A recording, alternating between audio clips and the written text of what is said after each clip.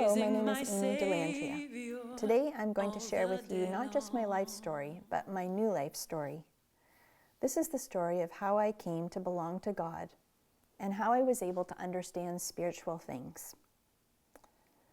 There's two kinds of people walking the earth, those people that belong to God and those who don't. There are many people seeking spiritual understanding, but there's a difference between a person seeking to understand spiritual things and a person that has the Spirit of the living God inside of them. There's examples of spiritual seekers all over North Bay. Here's a few that I've seen. When we were allowed to go into Home Sense, I remember seeing quite a few people buying Buddha statues at Home Sense. Those people were aware of spiritual things and were interested in being closer to some kind of spiritual awareness. Then, when I've been at the nail salon, I've seen employees at the nail salon offering Tim Hortons or pieces of fruit to a statue on the counter in the hopes of appeasing some kind of spiritual god or being in touch or doing good things from a spiritual perspective.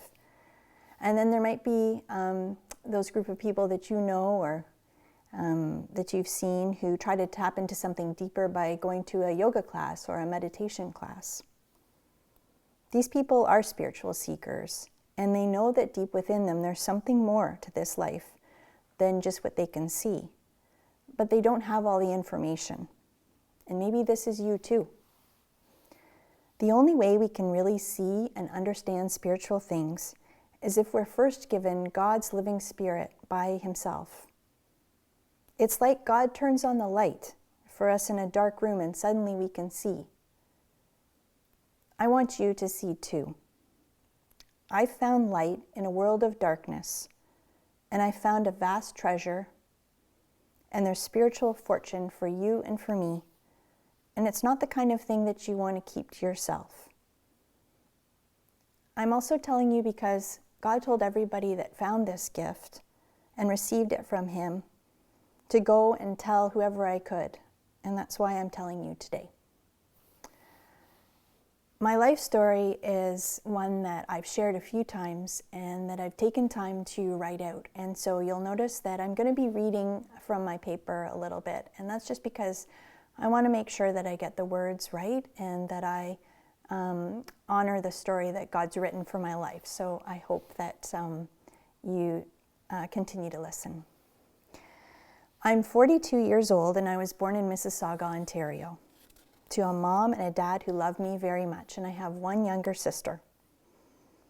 In nearly every respect, my parents are polar opposites, and if it wasn't for God's strength and His grace in their marriage, they probably would have gotten divorced very soon after marrying.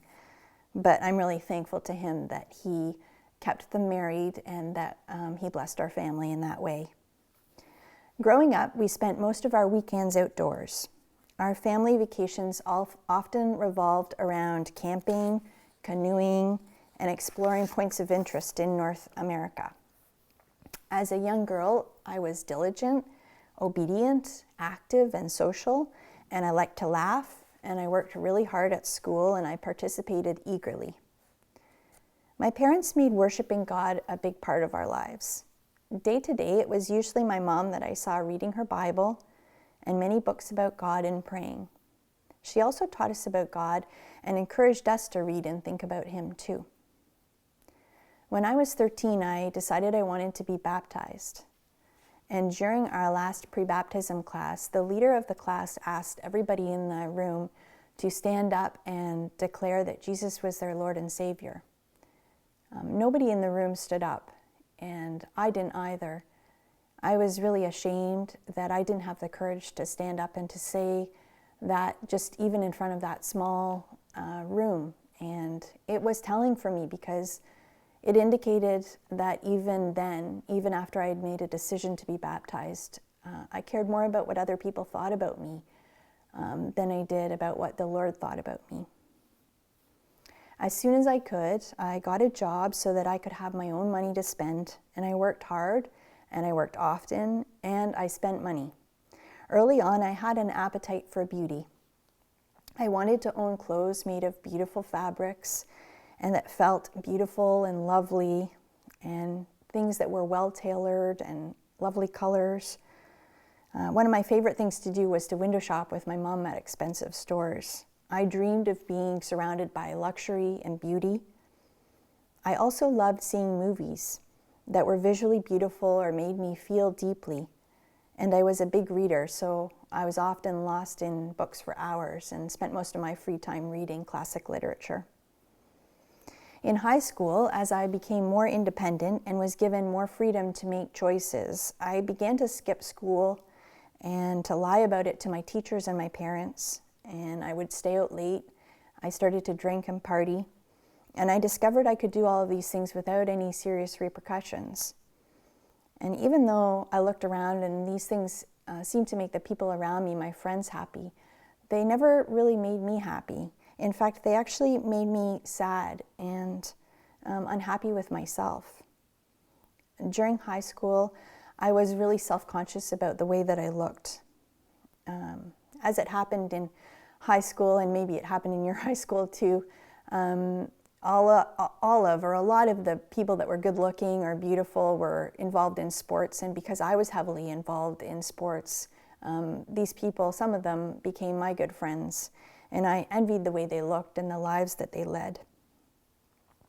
They seemed to be anyway, peaking at 16 and 17 years of age, and I felt like I was the ugliest and the most awkward.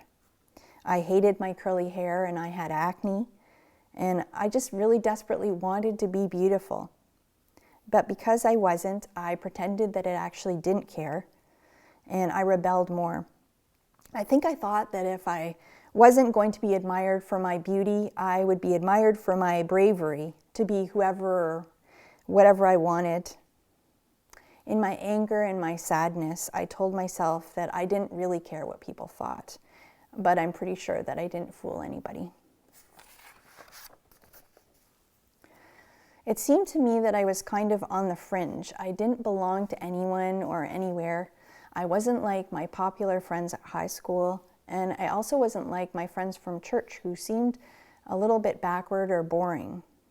And so I continued my theme of not really conforming anywhere.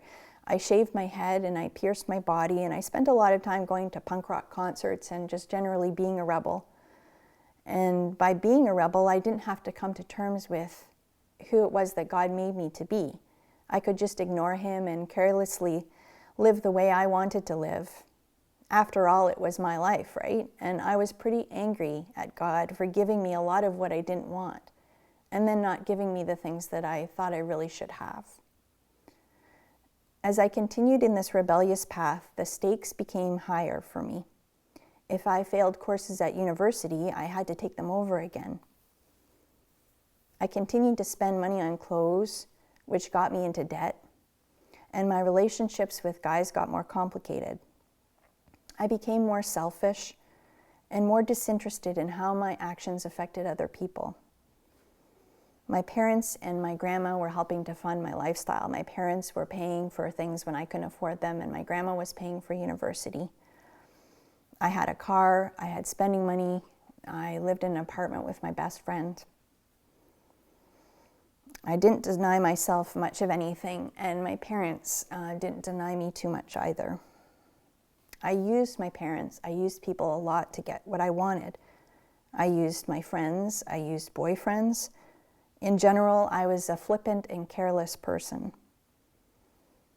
The summer of my second year in university, I decided to go to Colorado and work at a horse ranch in the mountains.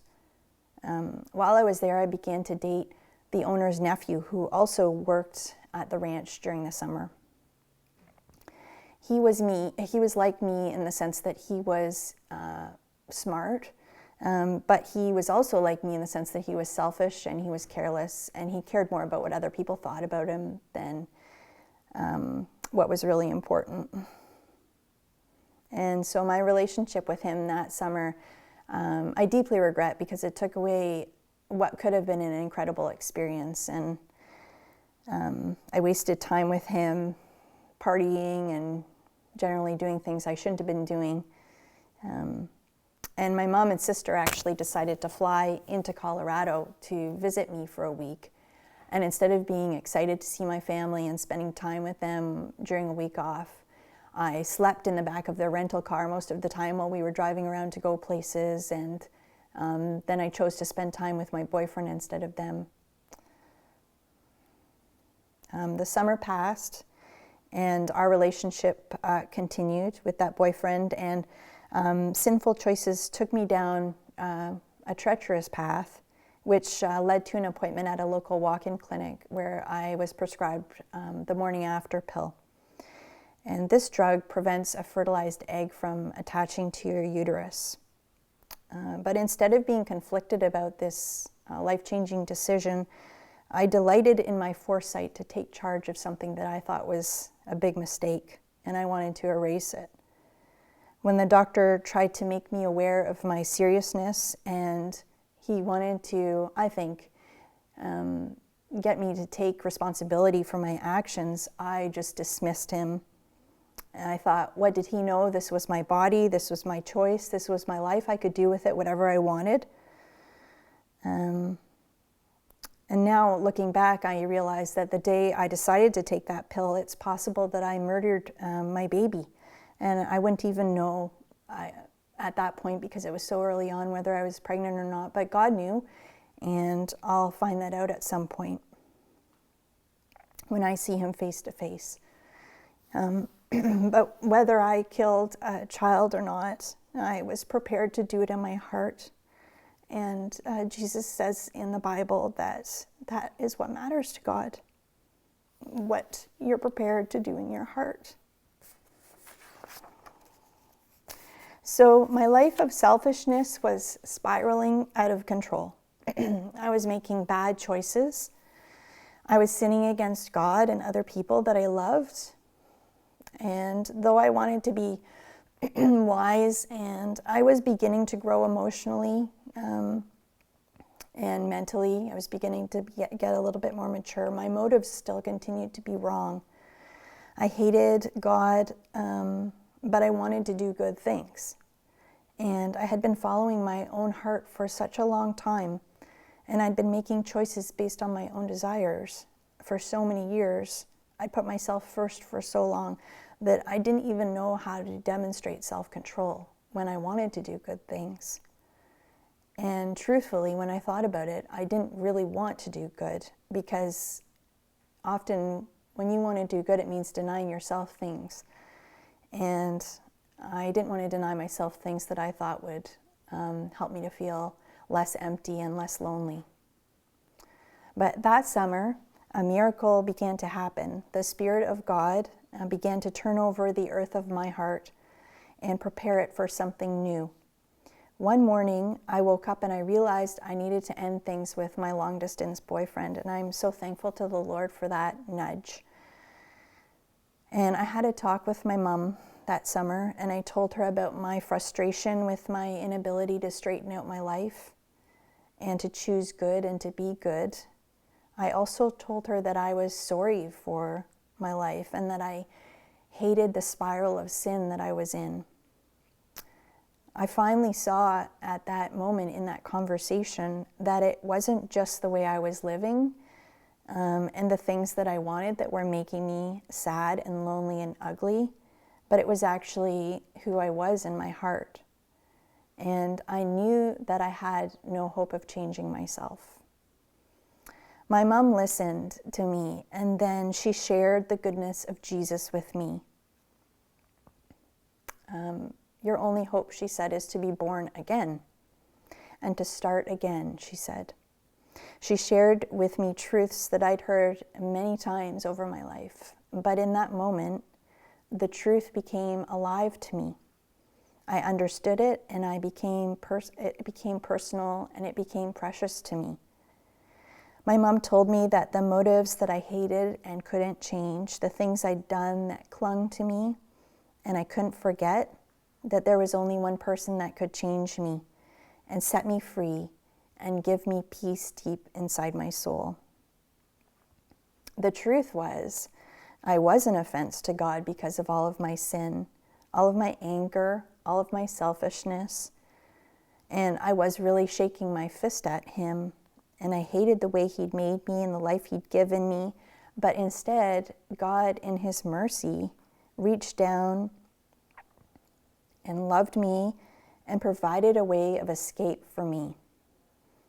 Instead of judging me and condemning me to the death that I deserve for all of my sinful rebellion, God's beautiful, perfect Son died in my place 2,000 years ago. All that time ago, those many years ago, Jesus knew me and he loved me and he carried my burdens for me. And then after dying on the cross for all of his people, past, present, and future, he walked out of the tomb and he was forever and fully alive. Again, so many years later, now I could be free and I could live too, just like he is. The barriers, the walls, the selfishness, the pride, the hard heart, it all came tumbling down for me. I realized how needy I actually was, how absolutely unable I was to do true good without him. I called Jesus my Savior and my King, because that's what he is, and I didn't want to do anything without him. What a weight was lifted from me on that day. To know that I belonged to God because I finally believed him for who he was and who he is. And I finally trusted him with my life, and that my sins were forgiven by him. I didn't know I wanted him or needed him until he showed me. I didn't feel the weight of my sin until he showed me that too. It was all God. It was all him, all his grace, and I began to love him as I've never loved anybody or anything. For many of us, though, old habits die hard. I was new, which was wonderful, and I no longer helplessly was tethered to my wrongdoing and my bent heart. And God was gently beginning to convict me about my daily sinful ways. But for the next few years, I continued to struggle with self-control and bowing to my past passions and my desires. As a new believer, I had difficulty believing that Jesus could be everything that I needed. The following January, after my conversion, after I was born again, I went to Paris for a semester for my French degree. It was there that I was convicted about how terribly I'd treated my family for many years, and I called and apologized to them over the phone. And yet at the same time, I still chose to skip classes while I was in France and to do my own thing, even though my parents were paying my way and sacrificing for me to be there. In 2002, I graduated university and began a season of my life as a single woman for the most part. I worked for a couple of years and then I went back to college for journalism. And then I moved out to Calgary with my sister for 2 years to work. Because of God's kindness, we became part of a wonderful church where I grew a lot, thanks in part to several women who were my mentor and my friends. When my sister and I returned to Toronto together to be closer to our family and to further our careers, we began to attend a thriving church there whose pastor shepherded me in ways I will be eternally thankful for. He didn't make Sunday morning sermons or his teaching easy to digest. He made us work and listen intently and think about what he was saying. And that really helped me to mature as a follower of Jesus Christ. He gave me a taste for the deep things of God, because God is deep, and I loved it. And now the example that my mom had showed me so many years ago became a way of living that I began to live. I began to study my Bible chapter by chapter and verse by verse, and to meditate on those things, to think about them. And I also began to read books by Christian theologians from years ago and now who have thought deeply about the Bible too and about theology. I'm just so incredibly thankful to the Lord for his living word that's in the Bible, and that every time I go to his word, every time I read the Bible, it yields fruit. in my life, and it's like a spring of living water that never runs dry.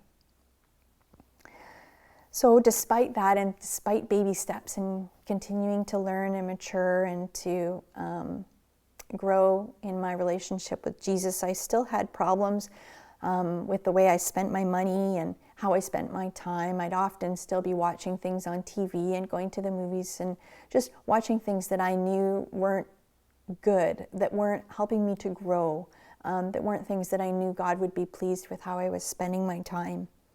And I was also struggling with loneliness because by this point, I was still single, and many of my friends were getting married and starting families. And I continued to feel ugly, and I thought that I was still single because I was different from other people in a bad way. And I also struggled with the memories of my past and all I'd done. And I struggled with the idea that maybe God wouldn't let me get married because he was punishing me for my past.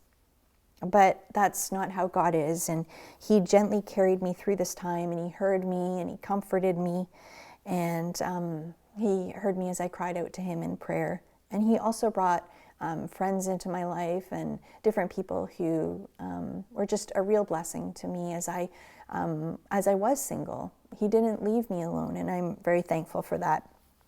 And I began to see Jesus as someone who doesn't just nourish me through his word, but who also meets my real needs when I hungered for things like a soulmate or an escape in entertainment or pleasure. He showed me he could provide for me, and he could be better than those things. And when I was tempted to feed my appetites, he also provided an alternative. God used my years as a single woman to teach me that every sin, not just the big, terrible sins, were an offense to him. And they were really getting in the way of consistent joy and peace from him that I could be experiencing, even if I didn't have a husband, and even while I had a mountain of debt that I had to pay down. He also taught me that it was okay if I didn't get what I wanted. It was okay. It was actually more than okay, and it was liberating as I lived through him. In God's kindness, though, 8 years ago, when I was 34, I was introduced to the man who's now my husband and the father of my 2 daughters. I love my husband deeply, and I'm so thankful to the Lord for him. God has used our marriage to break even more of my old sinful habits and to make me more like Jesus, my Savior.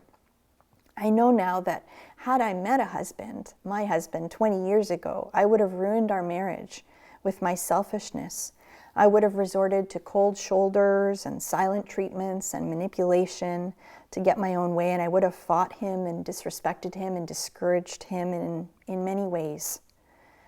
I'm thankful to the Lord that he took time to mold me and to cut away so many sinful patterns in my life so that I'd be ready to enter into a relationship that often calls you to sacrifice your own wants and desires for somebody else's.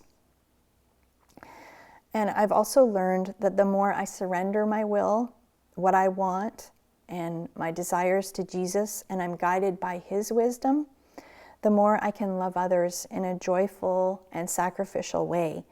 And I'm not counting the things I give in order to get paid back, and I'm not keeping score because it's God who is meeting my needs. It's not my husband, it's not my kids, it's not my friends, it's not other people, it's him. So in closing, just in thinking about this past year, I wanted to ask you a question. I wanted to ask you if this year has been difficult for you. Has it been marked by fear, by loneliness, by uncertainty? And have you thought more about the end of your own life, or maybe the end of the lives of those people that you love? I felt lonely too this year, and I felt afraid of events that are happening. And it's also made me want to focus more of my time and more of my thinking on what's real, instead of spending time on those things that aren't real, that don't really matter. And I've also, I don't know about you, but I've also had a greater desire to pursue truth, to figure out truth. What is true? There are a lot of voices in the world today, and a lot of opinions in the world right now. But I can tell you with certainty that there is only one voice that matters. If Jesus Christ is not the greatest in your life, if he is not your life, I want to plead with you today, if you hear his voice, do not harden your heart. Enter his rest with me while the promise still stands, while he still holds that promise out to you, while he continues to be patient with you. And then join me in saying, now to the King eternal, immortal, invisible, the only God, be glory and honor forever and ever. Amen. If you have any questions about this story and you'd like to contact me about that, you're welcome to do so through Bethel Gospel Chapel. Thanks for listening.